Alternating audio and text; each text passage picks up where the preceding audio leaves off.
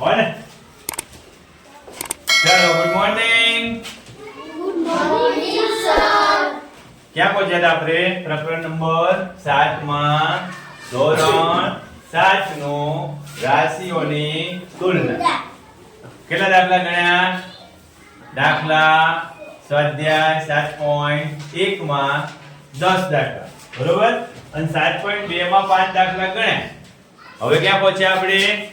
છઠ્ઠો દાખલો છે. જો ફરી એક વખત જોઈ લો. જુહીએ એક વોશિંગ મશીન રૂપિયા 13,500 માં વેચ્યું. જ્યારે વેચાણ કિંમત આપેલી હોય ને ત્યારે થોડી અલગ પદ્ધતિનો ઉપયોગ. બેન હમણાં તો જમીન આયા, હવે આ ધ્યાન રાખો. વેચાણ કિંમત આપી દીધેલી હોય ત્યારે થોડું અલગ વિચારવાનું. અને એમાં પાછી ખોટ આપી છે, ટકામાં આપેલી છે. શેમાં આપેલી છે? ટકામાં આપેલી. વોશિંગ મશીન ની વેચાણ કિંમત આપી દીધેલી છે. કેટલી આપી છે? 13,500. ખોટ આપેલી છે ટકામાં. શેમાં આપેલી છે? ટકામાં. કેટલી છે? 20%. હવે ભાઈ પડતર કિંમત વગર આપણે ખોટ ટકામાં સૂત્રનો ઉપયોગ કરી શકીશું નહીં. તો કિંજલ પહેલા આપણે વોશિંગ મશીનની પડતર કિંમતની વિચારીએ. તો પડતર કિંમત કેવી રીતે મળશે સંજના?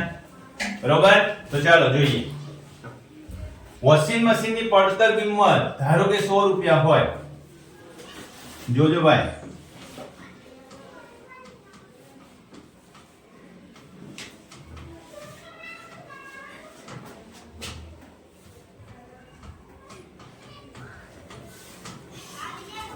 ₹100 હોય અને ખોટ 20% ગઈ હોય.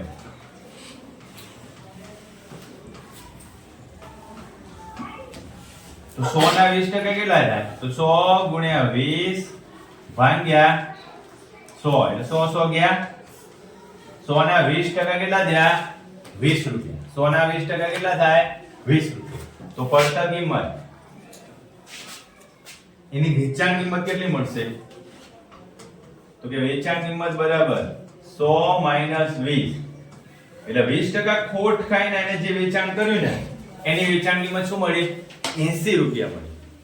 હવે જો દાખલો હવે ઈઝી થઈ ગયો. જો હવે કે ભાઈ વોશિંગ મશીનની કેટલી કિંમત હતી? વેચાણ કિંમત 80 રૂપિયા હતી. તો પડતર કિંમત કેટલી થઈ હતી? 100 રૂપિયા.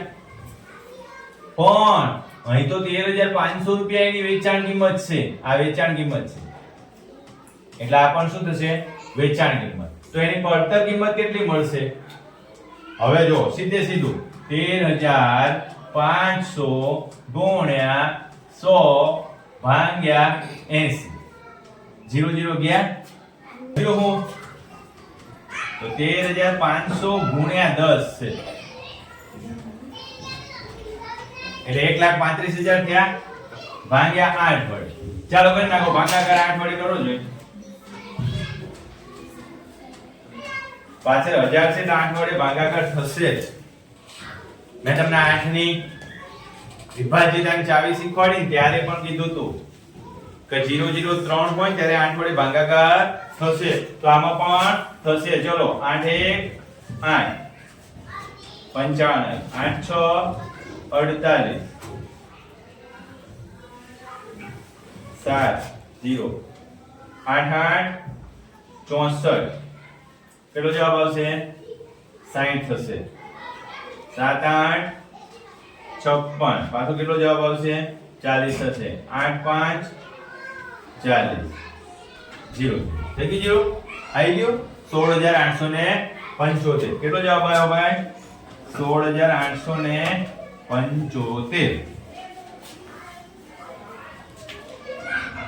16,875. તો વોશિંગ મશીનની વેચાણ કિંમત કેટલી હશે? એની પડતર કિંમત કેટલી હશે? 16,875. 20% નુકસાને એને વેચ્યું હતું એટલે એની વેચાણ કિંમત કેટલી આપી હતી? 13,500. સમજાયું?